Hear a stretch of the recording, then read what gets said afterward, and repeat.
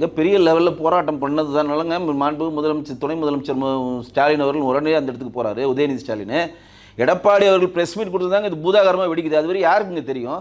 விவசாயிகளுக்கு இந்த 40 ரூபா நம்ம கொடுத்தாலும் பரவாயில்ல, நம்ம நெல் உள்ளே போனால் போதும் வாய் மூடி மௌனமாக இருக்கிறாங்க. வேணாங்க, ஈரப்பதம் அதிகமாகிடுச்சு, நெல் முளைச்சிச்சு, வேணான்னு சொல்லிட்டாங்கன்னா அவன் டோட்டல் நஷ்டமாயிடுங்க. இன்றைக்கி எடப்பாடி அவர்கள் அங்கே சுற்றுப்பயணம் செய்து அந்த விவசாயிகளை சந்திச்சு புதிய வேளாண்மை மண்டலமாக அறிவித்தது அவர் தான். அவர் தான் ஒரு விவசாயின்னு எல்லா இடத்துலையும் பொது வழியில் சொல்லிவிட்டு அவர் சொல்கிறப்போ அவர் நேரடியாக சந்திக்கிறப்போ ஒவ்வொருத்தரும் குறைகளை சொல்கிறப்போ ப்ரெஸ் மீட் வச்சு டேட்டாவாக சொல்கிறார்.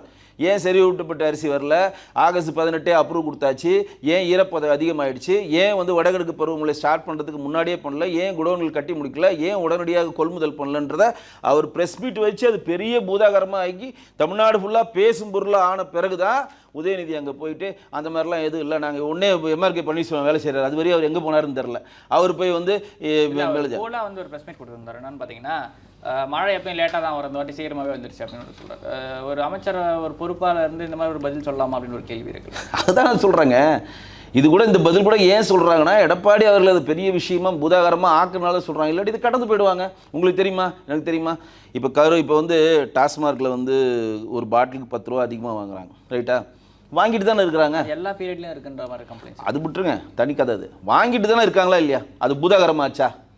ஆகலைல்ல. அது எப்போ பூதாகரமாக ஆகும்? நம்ம இந்த 24,000 கோடி இவங்க நேரடியாக மறைமுகமாக ஆகிறாங்கன்னு பூதாகரமாக ஆகுதுல. ஏன் அப்படின்னா அதே மாதிரி தான் இந்த 40 ரூபா காசும்.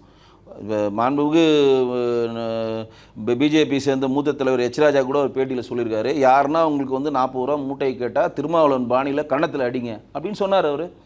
சொன்னாருங்க ஒரு பேட்டியில். அப்போ வந்து 40 ரூபா வாங்கலைன்னா நம்மளுடைய பொருள் உள்ளே போகாதுன்னு விவசாயி கதி கலங்குமா இல்லையாங்க? கலங்கும்ல. நீங்கள் வந்து வெயிலையும் மழையிலையும் கஷ்டப்பட்டு ஒரு பொருளை விளைவிக்கிறீங்க, 100 நாள் விளைவிச்சு ஒரு நெல் மூட்டை எடுத்துகிட்டு வந்து எப்படியாவது விற்று தீபாவளியை கொண்டாடணும். அதனால் கண்ணீர் தீபாவளின்னு சொல்லி தலைப்பிட்டார் திரு எடப்பாடி பழனிசாமி அவர்கள். வந்து இந்த வருடம் தீபாவளி டெல்டா மாவட்டங்கள் இருப்பவர்களுக்கு கண்ணீர் தீபாவளின்னு மாண்பு முதலமைச்சர் அதை பற்றி வாயே திறக்கலை. அப்போ 40 ரூபா தரலாம் சரக்கு உள்ளே போகாது, முடிஞ்சு போச்சு. அப்போ உள்ளே போய் டைம் ஆகும். இந்த வரிசையாக நிற்குது, வரிசையாக வண்டிகள் நிற்குது, டிராக்டரோ மாட்டு வண்டியோ மற்ற ஒன்றில் நெல் மூட்டையில் அடிக்கிட்டு இருக்காங்க. நீங்கள் இன்றைக்கி பர்ச்சேஸ் பண்ணுறதை நீங்கள் கொள்முதல் பண்ணணும், இன்றைக்கி நீங்கள் வாங்கணும், கொள்முதல் பண்ணல. மறுநாள் நிற்குது, தார்பாய் மூடுறீங்க, மறுநாள் நிற்குது, திடீர்னு மழை பெய்யுது, மறுநாள் நிற்குது, மழை பெய்யுது. சரி, மழையில் நினைச்சிட்டேன்னா உங்களுக்கு அங்கேயே வச்சு ஒரு ரோட்டில் வச்சு அதை உலர்த்துறாங்க, திருப்பி மழை பெய்யுது. ஆனால் நீங்கள் ஃபஸ்ட் நாள் டே 1லேயே உங்களுக்கு சரக்கு வந்து வாங்கி உள்ளே போய் அது சேஃபான ஜோனில் உள்ள ஃபீட் ஆயிருந்துச்சுன்னா எந்த பிரச்சனையும் இல்லைல்ல.